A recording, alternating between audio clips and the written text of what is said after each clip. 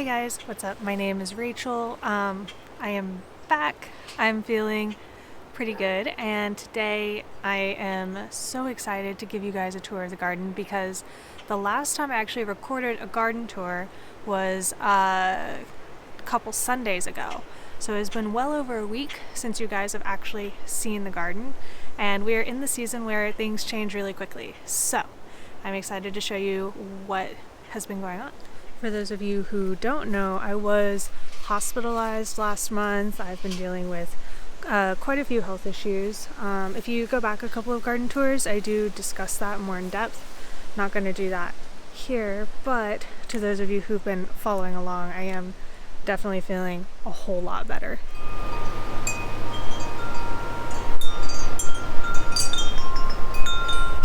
It is pretty gusty out here, so hopefully that doesn't ruin the audio quality too much. I cannot get the blueberries to stop falling over. It's just been windy for like 2 days straight.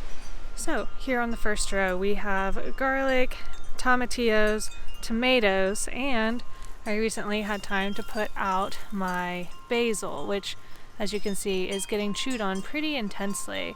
I might need more basil seedlings if this keeps going. Whatever's been chewing on the basil has been chewing on tomatillos, although not quite as badly.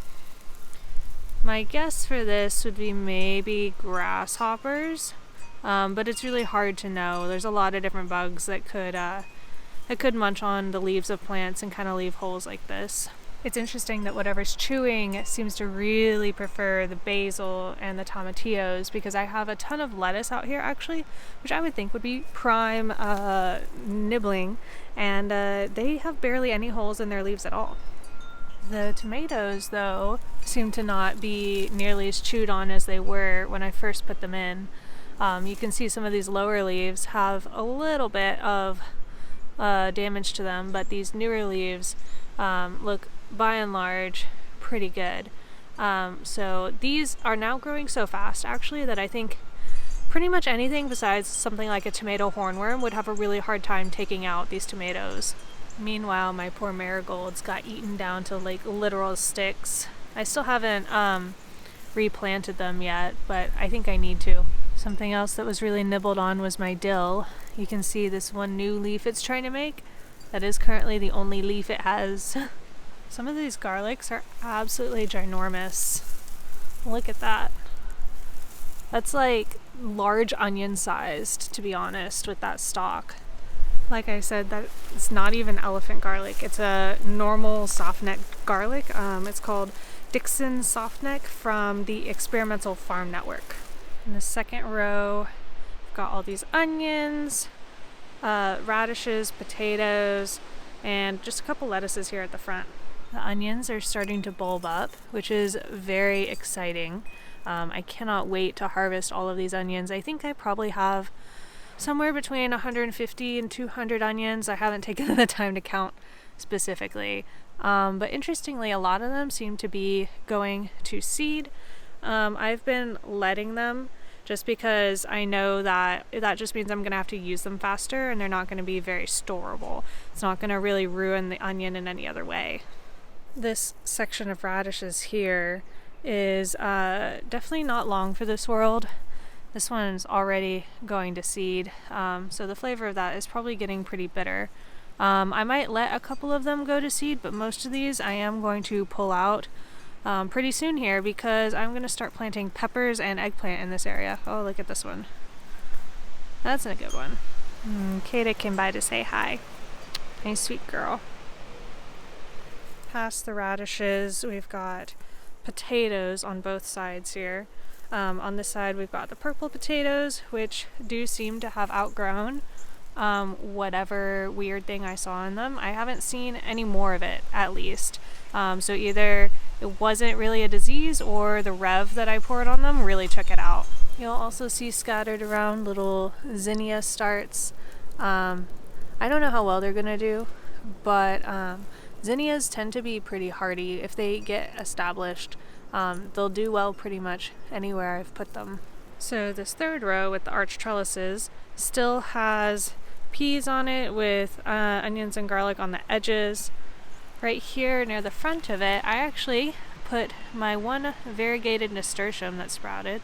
I'm very excited for this to get big and start making flowers. So the peas that took so long to flower are actually finally flowering. You can see that's the beginning of a flower stalk there.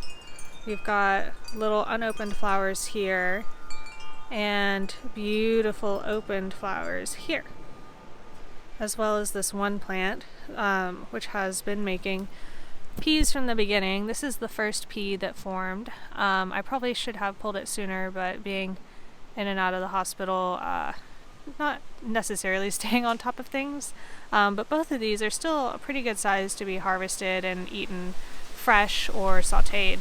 It's interesting to see the mix of the white and the purple flowers, because I was so sure that I'd planted one variety all along one side of the trellis and a different variety along the other side of the trellis. And it seems that I might have got my seeds a little mixed up, because I was planting from home-saved seed. Alright, and past the arches we have the fava bean area, which has some volunteer sunflowers, which I am very excited to see what kinds of sunflowers these are. Could be many different things, but we'll just have to see. Fava beans are making lots of flowers now. You can see them there, which means hopefully that we will have lots of fava beans. The growth on these plants has been pretty good. I think the timing of me planting them was kind of ideal for them. And I did note that, so hopefully I can repeat this again next year, assuming that these do in fact form as many beans as it looks like they are going to. And this middle section here, which hasn't been planted with anything yet, besides the volunteer sunflower there, is going to be hot peppers this year mostly. Oh, look, a little mushroom friend. This looks like one of the wine caps that I planted here. I've actually been harvesting a lot of wine caps with all of the rain and stuff we've had. They've been coming up like crazy. I've probably picked something like 40 of them by now. Large amount of them are not, like, I did not pick them at a time that was good to eat, but I have been drying those ones that have either been like eaten up a lot or like were a little too old, saving them to make a mushroom stock. And something else I did for the mushrooms was I did spread out some straw over the wood chip pathway. I had a bale of like half rotted straw, and I noticed I accidentally left a bale here, and the mushrooms were coming up here under it a lot better. And so I thought maybe it would help them if I spread more straw over the top of this. And we'll see how that goes. I only did that like earlier this week. Alright, so if we take a look at this last row with all of my lettuces and a couple more volunteer sunflowers, lettuces are looking really good. Some of them are starting to go to seed. Like this spinach, you can see how it's kind of getting tall now. This is it starting to make a seed stalk. This one is starting to go to seed. It's very obvious. Like this one, right, is kind of bushy. And this one, if you look at it from the side, it like suddenly kind of went straight up. And that's how you know that it's trying to go to seed. But most of these have not gone to seed. And I think that's largely because they are under the shade of this tree here. And that was intentional. It gets hot pretty fast here in South Carolina. Although actually the last few days have been kind of chilly. Lows getting down into the low 40s, which is why my peppers have not been planted out yet. I do usually make myself wait until May for this exact reason, to plant out peppers and eggplants really, but peppers especially seem to be stunted if they get below 50 degrees at night. And so I wait, and I usually have a very, very prolific crop of peppers. And because I do have such a long growing season, it's not that big of a deal for me to wait just a little bit longer to give them that extra boost. Later this week though, lows at night are going to be in the 60s, so that sounds like perfect timing to go ahead and put out my peppers. Take a look at this Brussels sprout. It is making Brussels sprouts, kind of loose ones, small ones. They're probably not going to be very tasty because it has been so warm. If you didn't know, brassicas and lettuces tend to be more bitter the warmer it is. When it gets colder, they concentrate sugars in their leaves, and that's what actually protects them from the freezing temperatures. The sugar in the water raises, or lowers the freezing temperature of water so that the leaves aren't destroyed the way they would be in other plants that can't do that. Oh look, I hadn't been down here yet today. There's actually more mushrooms coming up through this straw. These two actually look pretty good. They feel a little dry, but let's pull them out and take a look. Oh, those are so cute. If you're interested, I do have a video where I show you exactly what I did when I first put these in, inoculated them. But, you know, that's my first time inoculating mushrooms pretty much ever. So it's not necessarily the most comprehensive how-to, but I inoculated again this year and the harvest has been really good. So I think I'm probably doing something right. And the straw, I mean, they came right up through the straw, so maybe it is helping a little bit. Although, if we go farther down to where there wasn't straw, there are still mushrooms coming up. You can see that one right there, too. Maybe it doesn't make a difference. Who knows? Could have taken a while for them to colonize, too, and they're just now feeling really healthy and robust this year. If you turn over the mulch around here, in a lot of places you can see the mycelium. You see that white stringy stuff? That is the mycelium, theoretically from these wine cap mushrooms that are coming up. Oh, and we can't forget to check on the squash in the walkway. So far, so good. Whatever's been eating leaves around here has definitely gotten to it, but it seems fine otherwise. Alright, so let's take a look at the raised beds now.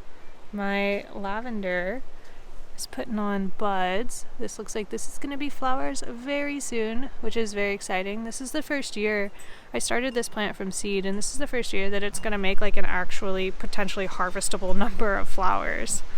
Cilantro also making flowers, soon to be coriander seeds, so that'll be nice. I put in a curry plant that I got from the botanical garden sale over here. You'll notice I did take out the dead looking oregano plant that was there. I kind of decided finally that it was really truly dead. So I did replace it with another start that I got also at the botanical garden sale, and then the curry plant just went in its place. Here's our new baby Italian oregano plant. And then if we back up and look at this sage plant, it has been trying to flower for a while now. It's going pretty slow, but I'm really excited to see what these blossoms look like because I've never seen sage flower before.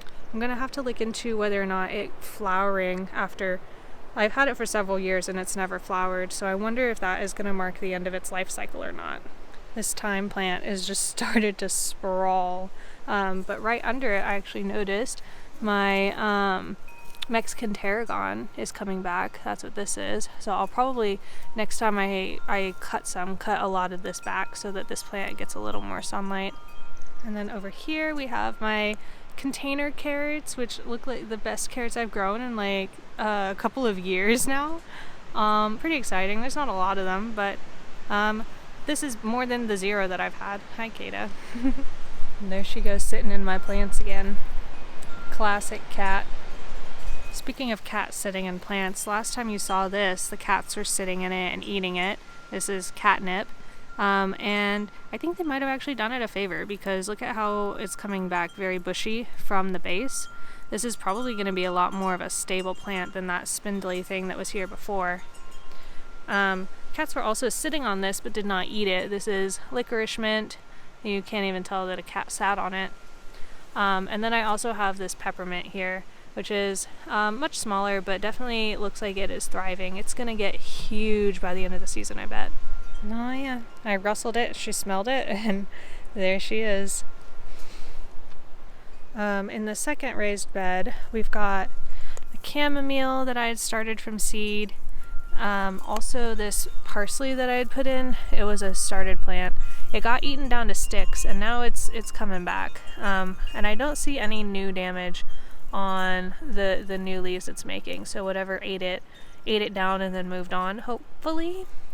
The next tier up, I've got chives and this kale plant, which really took its time getting started, let me tell you. I think I've got to make a note of that and start the kale much earlier next time, because this is just now getting big enough for me to feel comfy taking like 2 or 3 leaves off of it as a harvest. On this upper tier, I put in some more nasturtiums.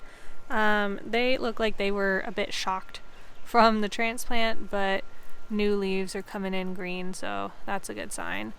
Also, I have here what I think is the dried crust of dog vomit fungus. I have a picture of it fresh that I can show you, and I don't know for sure, but that's just my best guess based on what it looks like. Also, the lettuces here are looking really good. Even though they're in full sun, they haven't gone to seed, which is very strange to me, but here we are. And then down a level, I put in my Greek oregano. Lemon thyme also showing some shock from transplant, but again, these new leaves look really green and healthy. Finally, we get to move on to the berry patch, which I think is the most exciting area right now. This is where I'm really harvesting from, besides the lettuce. Strawberries, ooh, that's a good one. These are so sweet. I'm just like not prepared for how sweet they are compared to store-bought strawberries. Even when picked a little underripe, they're still like surprisingly sweet. This whole patch of strawberries came from one plant that I started here last spring. It spent an entire year growing out to be this big, and now this year it is putting on a crap ton of fruit. You can see just as you dig through here, all the little baby strawberries. There's so many of them. And this is a June bear, so it is putting on all of its fruit at once. Although there is a little bit of a delay, obviously, because I'm harvesting, but also seeing a few flowers here. But I am going to start picking and freezing a lot of these until I have a batch big enough for jam. I also don't remember if I showed you guys, but my blackberries are starting to make these huge stalks. Like, for comparison, this is the branches that it has been making, and then there's this. Very cool. Raspberries are also doing quite well. We've got a lot of baby fruits around, and oh yes, so there is this one, this teeny one. That looks like that is just about ripe. Let's try it out. Let's see. Yeah, that's a ripe raspberry. Very tiny, but what a good sign. Alright guys, it is time for me to go inside. It is actually aggressively windy out here right now. You can see scattered behind me all my stuff. It keeps blowing across the yard. But if you guys want to catch up on garden tours, as always, I'll leave the playlist for you up here. And I will see you again very soon. Until next time, happy gardening.